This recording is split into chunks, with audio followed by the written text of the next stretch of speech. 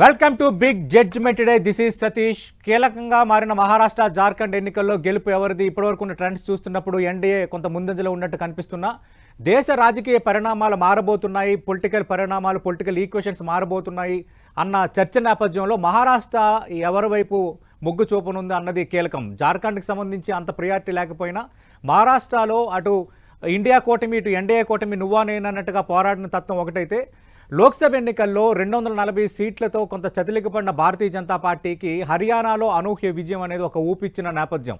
ఒకవేళ మహారాష్ట్ర కూడా గెలిస్తే జార్ఖండ్లో కూడా ఎన్డీఏ గెలిచే వాతావరణం ఉంటే ఖచ్చితంగా జమిలీ వైపు చాలా సీరియస్గా అడుగులు పడే అవకాశం ఉందంటున్నారు.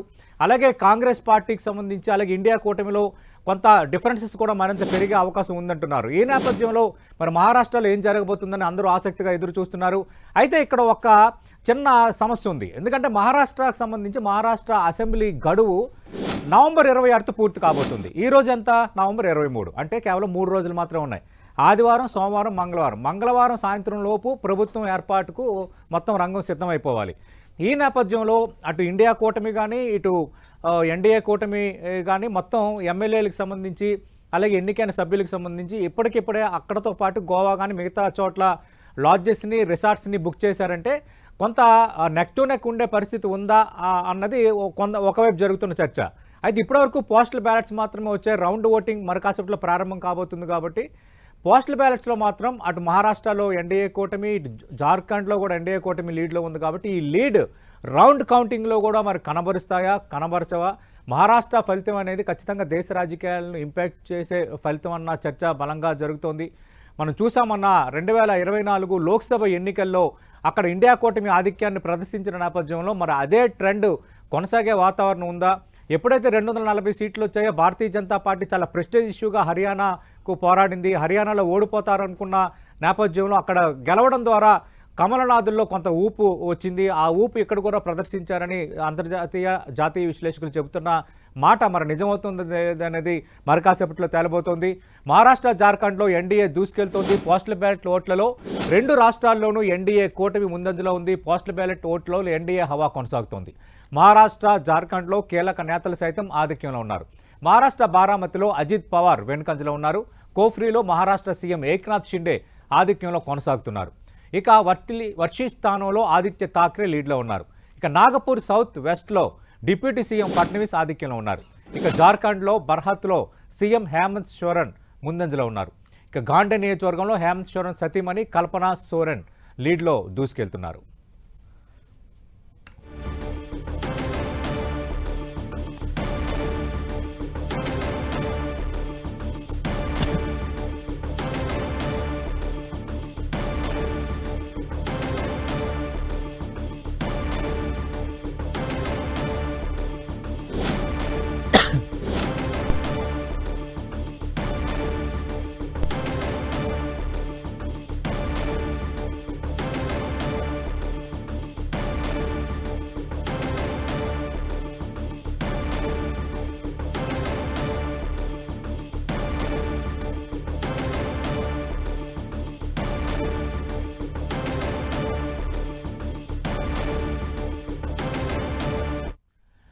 రైట్. దేశవ్యాప్తంగా ఉత్కంఠగా ఎదురు చూస్తున్న మహారాష్ట్ర జార్ఖండ్ ఫలితాల్లో ఏం జరగబోతోంది? ఇప్పుడు జార్ఖండ్కి లేటెస్ట్గా మనం చూస్తే మళ్ళీ నెక్ టు నెక్ వచ్చిన వాతావరణం కనిపిస్తోంది. అటు ఇండియా కూటమి అలాగే అటు ఎన్డీఏ కూటమి.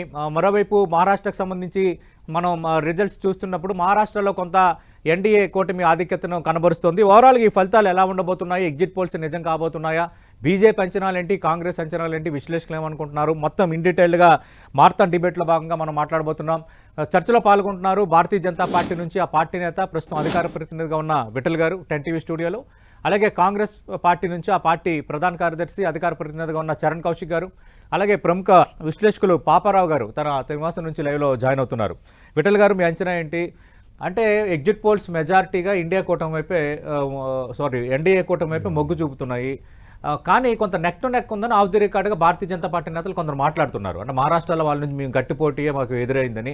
మీ అంచనా ఏంటి? ఎగ్జిట్ పోల్స్ నిజం కాబోతున్నాయా లేదంటే నెక్ టు నెక్ ఉందా? అలా కానప్పుడు ఎందుకు మీరు ఇప్పటికిప్పుడే రిసార్ట్స్లు లాడ్జెస్ గట్రా బుక్ చేస్తున్నారు? సతీష్ అన్న, ముందుగా మీకు అక్కడ ఉన్నటువంటి మిత్రులు చరణ్ కౌశిక్, పాపారావు గారికి, వీక్షకులకి గుడ్ మార్నింగ్ తెలియజేస్తూ, నమస్తే. భారతీయ జనతా పార్టీ ఒక గ్రౌండ్ లెవెల్లో పూర్తి స్థాయి నిర్మాణం ఉన్నటువంటి పార్టీ. ఈ ఎగ్జిట్ పోల్స్ పైన కానీ ఈ విశ్లేషణ పైన కానీ ఎప్పుడు ఆధారపడదు. మాకు డెఫినెట్గా మేము కొంత ఆత్మవిశ్వాసం కావచ్చు, అతి విశ్వాసం కావచ్చు, పార్లమెంట్ ఎలక్షన్స్లో కొంత మేము దెబ్బతిన్నాం. ముఖ్యంగా ప్రధానంగా 2 రాష్ట్రాలు ఆ రోజుల్లో మాకు ఉత్తరప్రదేశ్ అండ్ మహారాష్ట్రలో కొంత సెట్ బ్యాక్ అయిన వాస్తవం. సో దాంతో మా అధిష్టానం గుణపాఠాలు అనుకోవచ్చు, లేదా అక్కడ జరిగిన పొరపాట్లు ఎక్కడ జరిగినాయని నేర్చుకున్న తర్వాత ఇవాళ హర్యానాలో మేము మళ్ళీ ప్రభుత్వం తీసుకురాగలిగినాం. పూర్తి విశ్వాసం ఉంది మాకు. మహారాష్ట్రలో కావచ్చు, జార్ఖండ్లో కావచ్చు 100% ఇప్పుడున్నటువంటి ఎగ్జిట్ పోల్స్కి భిన్నంగా వార్తలు వస్తాయి. డెఫినెట్గా రిజల్ట్స్ వచ్చే అవకాశం ఉంటుంది. సహజంగా సతీష్ మనకు అందరు తెలుసు, ఈ పోస్టల్ బ్యాలెట్లో ఎక్కువ మటుకు ఎంప్లాయీస్ ఓటేస్తూ ఉంటారు. ఎంప్లాయీస్ ఎప్పుడు కూడా రూలింగ్ గవర్నమెంట్కి సహజంగా, మహారాష్ట్రలో ఇప్పుడు మా బీజేపీ గవర్నమెంట్ ఉంది, సహజంగా వ్యతిరేకంగా ఓటేస్తారు. కానీ అక్కడ విచిత్రం ఏంటంటే ఈ పోస్టల్ బ్యాలెట్ ఇప్పటికి వచ్చిన పోస్టల్ బ్యాలెట్ రిజల్ట్సే మహారాష్ట్రలో బీజేపీ కూటమికి అనుకూలమైనటువంటి ఓటేసారంటే ఇంకా రేపు మా ఈ బాక్సెస్ తెలిసిన తర్వాత ఇంకా ఒక మంచి రిజల్ట్ వచ్చే అవకాశం ఉంటుంది. ఇంకా దీనికన్నా గొప్ప రిజల్ట్స్ మేము ఎక్స్పెక్ట్ చేస్తున్నాం. పూర్తి మేము ఇంతకుముందు అన్నారు నవంబర్ 26కి అక్కడ ప్రభుత్వం ఏర్పడాలని. డెఫినెట్గా నవంబర్ 26 ప్రభుత్వం ఏర్పడుతుంది. పూర్తి స్థాయి మెజారిటీ ఏర్పడుతుంది. ఎలాంటి 3 రోజులు మాత్రమే ఉంది. కొంచెం ఫలితాలు హంగు దిశగా మాత్రం ఫలితాలు వస్తే కొంత ఇంట్రెస్టింగ్ పరిణామాలు చోటు చేసుకోవచ్చు మహారాష్ట్ర. మేము పూర్తి స్థాయి విశ్వాసం ఉంది హంగ్ 80% మహారాష్ట్రలో రాదని. ట్రెండ్ ఇట్లనే కొనసాగుతుంది. సరే జార్ఖండ్లో కొంత అటు ఇటు ఉండొచ్చు, బట్ డెఫినెట్గా అది కూడా పూర్తి స్థాయి మెజారిటీ నడుస్తుంది. 31-35 ఎగ్జాక్ట్లీ పోస్టల్ బ్యాలెట్ న్యూస్ కాబట్టి అది మనం రిజల్ట్స్ కాబట్టి let us wait and see. డెఫినెట్గా ఎందుకంటే ఒక దేశవ్యాప్తంగా చర్చ జరుగుతుంది సతీష్ అన్న. ప్రజల్లో మార్పు వస్తూ ఉంది. అంటే ప్రపంచంలో అనేక దేశాల్లో యుద్ధాలు కావచ్చు, బంగ్లాదేశ్లో జరిగినటువంటి పరిణామాలు కావచ్చు, దేశవ్యాప్తంగా జరుగుతున్నటువంటి పరిణామాలు కావచ్చు, ఈ దేశంలో ప్రజల్లో ముఖ్యంగా విపరీతమైనటువంటి ఒక జాతీయ భావన, మెజారిటీ ప్రజల ఒక విశ్వాసం, ఈ దేశాన్ని ఇట్లా వదిలేస్తే రేపు భవిష్యత్తు ఏమవుతుంది అన్నటువంటి ఆలోచన కామన్ మ్యాన్లో ఇవాళ చర్చ జరుగుతూ ఉంది. కాంగ్రెస్ పార్టీ కూడా భవిష్యత్తు పసిగట్టనట్టు ఉంది. కాంగ్రెస్ పార్టీ చేస్తున్నటువంటి చారిత్రక తప్పిదం ఏంటంటే కేవలం మైనారిటీ ఓట్ల కోసం మాత్రమే మెజారిటీ ప్రజల్ని విస్మరించే ప్రయత్నం చేస్తుంది. అది మెజారిటీ ప్రజల ఆలోచన మొదలైంది. ఎందుకంటే ఈ మధ్య కాలంలో చూడండి, ఇప్పుడు బంగ్లాదేశ్లో హిందువుల మీద దాడి జరిగింది. ట్రంప్ ఖండించాడు కానీ కాంగ్రెస్ పార్టీ ఖండించలేదు. కాంగ్రెస్ పార్టీ అగ్రనాయకత్వం ఖండించలేదు. దేశవ్యాప్తంగా జరుగుతున్నటువంటి మెజారిటీ ప్రజలకు సంబంధించినటువంటి గుళ్లల పైన కానీ లేకపోతే ప్రార్థనా స్థలాలపైన దాడులు జరుగుతూ ఉంటే కాంగ్రెస్ పార్టీకి స్పందించినటువంటి సందర్భాల్లో ఇవి మెజారిటీ ప్రజల ఒక ఆలోచన ధోరణి ఉంది. ఏంది ఇది ఇట్లెందుకు జరుగుతూ ఉంది, కాంగ్రెస్ పార్టీ మా ఓట్లు అవసరం లేదా, మమ్మల్ని పట్టించుకోదా కాంగ్రెస్ పార్టీ అన్నటువంటి ఆలోచన కంట్రీ వైడ్గా జరుగుతూ ఉంది. డెఫినెట్గా ఆ ప్రభావము భారతీయ జనతా పార్టీకి డెఫినెట్గా అనుకూలమైనటువంటి వాతావరణం ఉంటుంది. మెజారిటీ ప్రజలు డెఫినెట్గా భారతీయ జనతా పార్టీ జాతీయ భావం కలిగినటువంటి యువత కావచ్చు, కొత్తగా ఇప్పుడు యువత సోషల్ మీడియా కావచ్చు, వాటెవర్ ఇట్ మే, ఒకప్పుడు వెస్టర్నైజ్లో ఉన్నటువంటి యువత ఇవాళ జాతీయ భావాన్ని పెంపొందించుకుంటున్నారు. మన సంస్కృతి సాంప్రదాయాల్ని పాటించిన ప్రయత్నం చేస్తూ ఉన్నారు. ఇవన్నీ కూడా జాతీయ భావం కలిగినటువంటి భారతీయ జనతా పార్టీ వైపు మొగ్గు చూపే అవకాశం ఉంటుంది. డెఫినెట్గా అట్లాంటి వాతావరణం దేశవ్యాప్తంగా మారుతుంది. గతంలో పార్లమెంట్ ఎలక్షన్లు జరిగినటువంటి తప్పిదాలని మళ్ళీ జరగకుండా మా నాయకత్వం పనిచేసింది, చాలా ప్రశిష్టంగా పనిచేసింది, గ్రౌండ్లో పనిచేసింది. మన స్క్రీన్ పైన చూస్తున్నటువంటి రిజల్ట్స్ కన్నా గొప్ప రిజల్ట్స్ రాబోతా ఉన్నాయి. రైట్. చరణ్ కౌశిక్ గారు, ఖచ్చితంగా మహారాష్ట్రలో 1 సైడ్ విక్టరీ ఉండబోతుంది, అది మాదే కాబోతుంది, జార్ఖండ్లో కూడా పాగా వేయబోతున్నామని విఠల్ గారు చాలా కాన్ఫిడెంట్గా చెప్తున్నారు. దానికి కొన్ని కారణాలు కూడా ఆయన విశ్లేషిస్తున్నారు. అంటే కాంగ్రెస్ పార్టీ తప్పిదాలు కూడా క్లియర్ కట్గా కనిపిస్తున్నాయి. మాకు నిజంగా లోక్సభ ఎన్నికల్లో ప్రతికూల ఫలితాలు వచ్చాయి, దాని మీద తీవ్రంగా ఆలోచించాము, గుణపాఠం నేర్చుకున్నాం, దాంతోనే హర్యానాలో కష్టపడ్డాం, నిలబడ్డాం. ఇప్పుడు మహారాష్ట్ర జార్ఖండ్లో కూడా నిలబెట్టుకోబోతున్నాం, మహారాష్ట్రని జార్ఖండ్లో నిలబడబోతున్నాం అంటున్నారు. ఇప్పుడు మహారాష్ట్రలో ప్రధానంగా భారతీయ జనతా పార్టీ హర్యానాలో 1,14,000 ఓట్ల తేడాతో ప్రభుత్వాన్ని ఏర్పాటు చేసింది.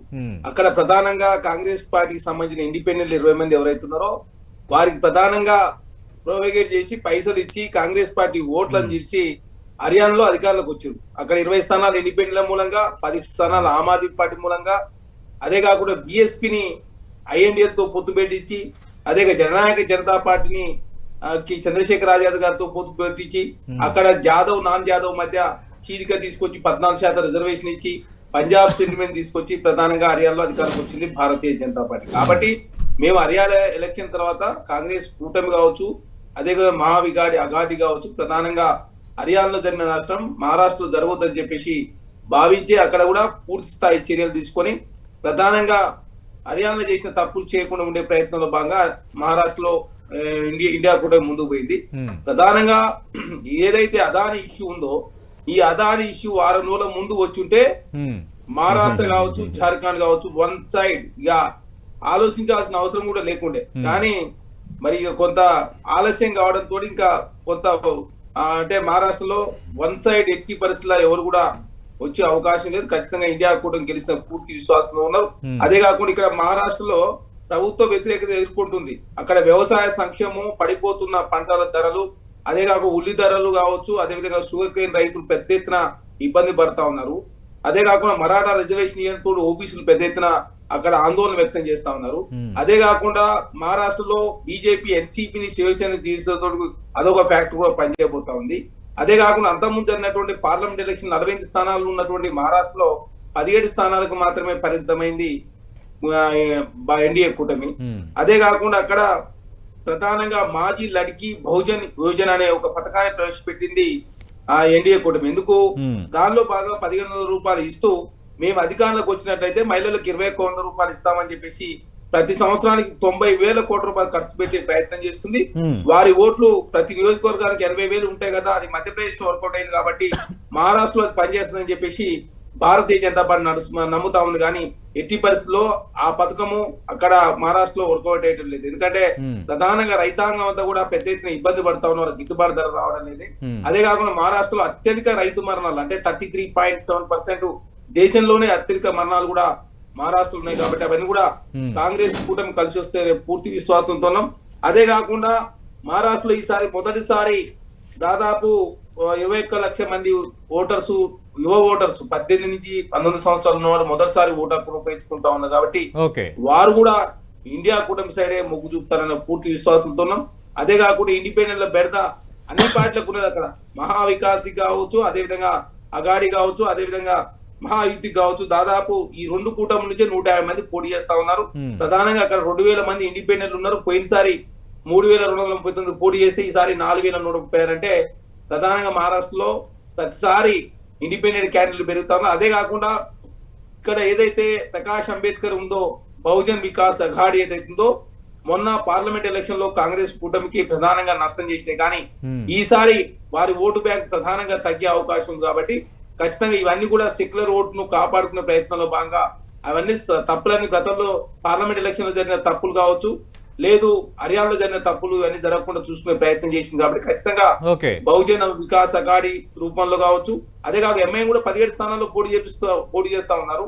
అక్కడ బీఎస్పీ కాంగ్రెస్ ఓటు చీల్చే ప్రయత్నంలో 230 స్థానాల్లో పోటీ చేస్తూ భారతీయ జనతా వారి ద్వారా మేలు జరుగుతుందని చెప్పేసి వారు ఆశిస్తా ఉన్నారు. కానీ వారి ఆశలు అన్యాశలయ్యే అవకాశం చాలా స్పష్టంగా కనపడతా ఉంది. అదే కాకుండా ఎగ్జిట్ పోల్లలో ఏదైతే ఎన్డీఏ గెలుస్తుందని చెప్పిందో ఎగ్జిట్ పోల్స్ అని ఎగ్జాక్ట్ పోల్స్ కావు. అదే కాకుండా పోస్టల్ బ్యాలెట్ చూసి కూడా మనం అంచలేనేం. ఏదేమైనప్పుడు కూడా ఖచ్చితంగా ఇండియా కూటమి గెలుస్తున్న పూర్తి విశ్వాసంతో కాంగ్రెస్ పార్టీ శ్రేణులంతా ఉన్నారు. అంటే చరణ్ గారు ఆల్రెడీ రౌండ్ కౌంటింగ్ కూడా మొదలైంది. జార్ఖండ్ లో మీ పెర్ఫార్మెన్స్ ఇప్పటివరకు అయితే ఓకే, 39 స్థానాల్లో మీరు లీడ్ లో ఉన్నారు. భారతీయ జనతా పార్టీ కూటమి 35 స్థానాల్లో లీడ్ లో ఉంది జార్ఖండ్ వరకు. బట్ వేరేజ్ మహారాష్ట్ర విషయానికి వస్తే 118 స్థానాల్లో ఎన్డీఏ కూటమి ముందంజలో ఉంటే మీరు 86 స్థానాల్లో ఉన్నారు, అదర్స్ 5 స్థానాల్లో ఉన్నారు. ఇందాక అన్నారు హర్యానాలో ఓడిపోయాం కానీ 1,50,000 ఓట్లే మాకు తేడా అని. కానీ ఎవరు కాల్చారని కాదు, బుల్లెట్ దిగిందా లేదన్నది కదా. అంటే ఎవరు ఏం చేశారని కాదు, ఎవరు గెలిచారన్నది కదా ఇంపార్టెంట్. హర్యానాలో గెలవాల్సిన హర్యానానే అవకాశాలు ఉన్నాయి. 10 ఏళ్ళ బీజేపీ పాలన పైన వ్యతిరేకత ఉంది. వాటినే కాంగ్రెస్ పార్టీ క్యాచ్ చేసుకోలేకపోయింది. 3-4 ముఖ్యమంత్రి స్థానం కోసం పోరాడి బహిరంగంగా ప్రకటనలు చేసుకుని చేతులారా చేజార్చుకున్నారన్న చర్చ జరుగుతున్న నేపథ్యంలో మహారాష్ట్రాన్ని భారతీయ జనతా పార్టీ అంత ప్రెస్టేజ్ ఇష్యూగా తీసుకుంటున్నప్పుడు ఖచ్చితంగా మీరు గట్టెక్కగలరా? ఎగ్జిట్ పోల్స్ తగ్గట్టుగానే ఇప్పుడు రిజల్ట్స్ కూడా కనిపిస్తున్నాయి సార్. ఇప్పుడు ప్రధానంగా హర్యానాలో భూపేందర్ సింగ్ కూడా 90 స్థానాలు ఉంటే 71 స్థానాలు వన్ సైడ్ ఒక వ్యక్తి ఇవ్వడం తోటి అక్కడ శైలేజ కావచ్చు, అదేవిధంగా రణదీప్ సింగ్ సుజేవాలా కావచ్చు, అదేవిధంగా శైలేజ వారికి క్యాస్ట్ సంబంధించి 14% రిజర్వేషన్ ఇవ్వడం తోటి పంజాబ్ సెంటు ప్రధానంగా తీసుకురావడంతో హర్యానాలో నష్టం జరిగింది కాబట్టి ఆ నష్టం జరగవద్దని చెప్పేసి కాంగ్రెస్ పార్టీ పెద్దన్న పాత్ర మహారాష్ట్రలో పోషించింది. దానిలో భాగంగా 101 స్థానాల్లో ప్రధానంగా కాంగ్రెస్ పోటీ చేస్తా ఉంది. ఇక్కడ మాకు ప్రధానంగా కలిసి వచ్చే అంశం ఏంటంటే అజిత్ పవార్ గారు 59 స్థానాల్లో పోటీ చేస్తా ఉన్నాడు. మొన్న పార్లమెంట్ ఎలక్షన్ లో వారు 1 స్థానమే గెలిచిరు, వాళ్ళ భార్య కూడా ఓడిపోయింది. ఖచ్చితంగా వారు సింగిల్ లీడ్ పరిమితం అవుతా ఉన్నాడు. అజిత్ పవార్ రూపంలో ఇండియా కూటమి కలిసి వచ్చే అవకాశం చాలా స్పష్టంగా కనబడతా ఉంది.